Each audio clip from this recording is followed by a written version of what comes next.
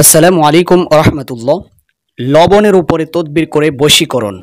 মাত্র 3টি সূরা আপনাকে পাঠ করতে হবে। আল্লাহ তাআলার কালামের মাধ্যমে বশ করা, কাউকে বাধ্য করা। ইসলামী শরীয়তে এটা সম্পূর্ণরূপে জায়েজ আছে। স্বামী স্ত্রীকে বশ করতে পারবে, বাধ্যকরণ করতে পারবে।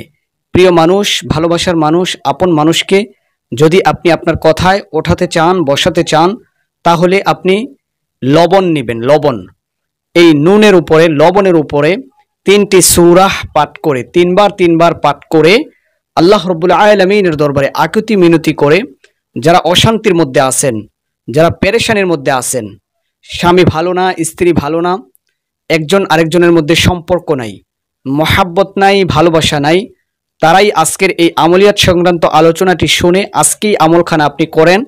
যদি রেজাল্ট পেয়ে থাকেন, আমলগুলো করার মনোবাসনা তৈরি হয়ে থাকে, তাহলে ইনশাআল্লাহ তাআলা কমেন্টে লিখে যাবেন আমিন, আল্লাহ বড়, আল্লাহর কালাম বড়।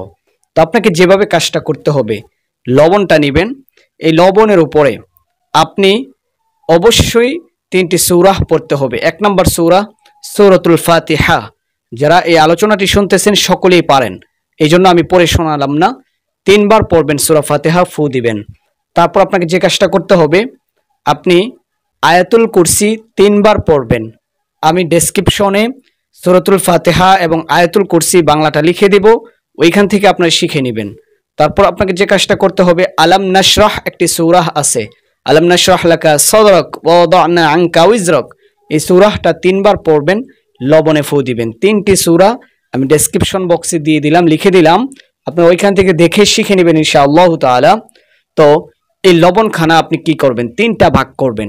3টা ভাগ করে যখন ভরা দুপুর বেলা হবে, রৌদ্র মাথার উপরে এসে যাবে, সূর্য, ওই সময় জ্বলন্ত আগুনের মধ্যে হালকা হালকা করে এই লবণের ছিটা দিয়ে দিবেন।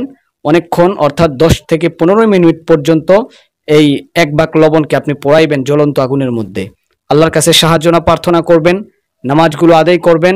আল্লাহর কালাম সত্য, আল্লাহ রাব্বুল আলামিন হুকুম সত্য। আল্লাহ চাহে তো কাজ হবে, অন্যথায় কাজ হবে না। এই জন্য আপনি চাওয়ার মতো চাইবেন, বলার মতো বলবেন, প্রার্থনার মতো প্রার্থনা করবেন। তদবির হলো আপনার উসিলা, আপনি আমলকারী, কবুলকারী হলো আমার আল্লাহ।